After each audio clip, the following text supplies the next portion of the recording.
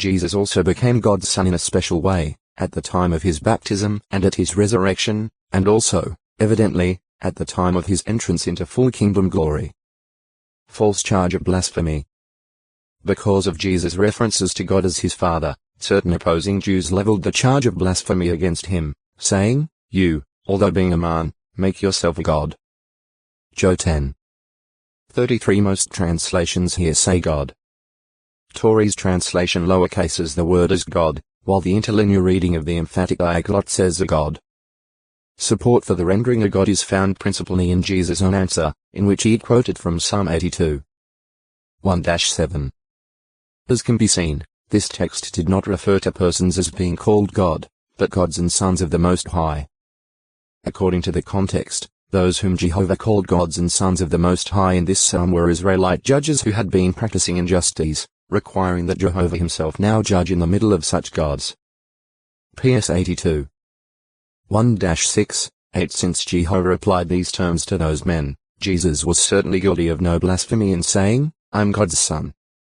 Whereas the works of those judicial gods belied their being sons of the Most High, Jesus' works consistently proved him to be in union, in harmonious accord and relationship, with his Father. Joe 10:34-38. Son of Man. In Hebrew this is mainly a translation of the expression ben Amiddle-Adam. Instead of referring to the person, Adam, Amiddle-Adam is here used generically for mankind so that the expression ben Amiddle-Adam means, in essence, a son of mankind, a human, an earthling son. PS 80. 17. 146. 3. J 49. 18. 33. The phrase is often employed in parallel with other Hebrew terms for man, namely, ish, meaning a male person. Compare New 23. 19. Job 35. 8. J 50. 40. And Anaush, a mortal man. Compare PS 8. 4. Isra 51. 12. 56. 2. At Psalm 144. 3. The son of mortal man is Ben Anaush, while the Aramaic equivalent o textoi acute miritra longo, son of man 1002. Conception and birth to the Jewish Virgin Mary. 4. 4. Lu 1. 34-36. Hence he had not simply materialized the human body as angels had previously done. He was not an incarnation, but was actually a son of mankind through his human mother. Compare 1 Joe 4. 2, 3. 2 Joe 7. See flesh. For this reason the Apostle Paul could apply Psalm 8 as prophetic of Jesus Christ. In his letter to the Hebrews 2. 5-9, Paul quoted the verses reading, "What is mortal man Anaush that you keep him in mind, and the son of earthling man Ben Amiddle-Adam that you take care of him? You also proceeded to make him a little less than godlike ones, a little lower than angels," at Hebrews 2. 7, "And with glory and splendor you then crowned him. You make him dominate over the works of your hands. Everything you have put under his feet." PS 8. 4-6. Compare PS 144. 3. Paul shows that, to fulfill this prophetic psalm, Jesus indeed was made a little lower than angels, becoming actually a mortal son of earthling man, that he might die as such and thereby taste death for every man, thereafter being crowned with glory and splendor by his Father, who resurrected him. Heb 2.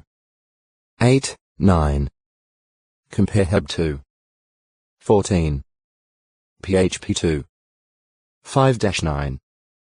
The designation Son of Man, therefore, also serves to identify Jesus Christ as the great kinsman of mankind, having the power to redeem them from bondage to sin and death, as well as to identify him as the great avenger of blood. La 25. 48, 49. New 35. 1-29. See avenger of blood. Ransom. Repurchase, repurchaser. Thus, Jesus being called the Son of David Mount 1. 9. 27 emphasizes his being the heir of the kingdom covenant to be fulfilled in David's line. His being called the Son of Man calls attention to his being of the human race by virtue of his fleshly birth. His being called the Son of God stresses his being of divine origin, not descended from the sinner Adam or inheriting imperfection from him but having a fully righteous standing with God. Mount 16. 13-17.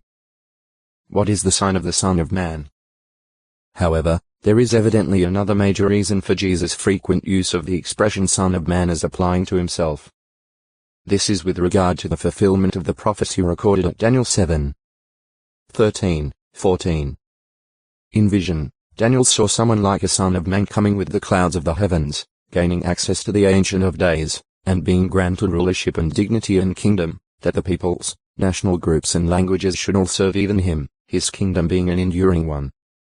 Because the angelic interpretation of the vision in Daniel 7, 18, 22, and 27 speaks of the Holy Ones of the Supreme One as taking possession of this kingdom, many commentators have endeavored to show that the Son of Man is here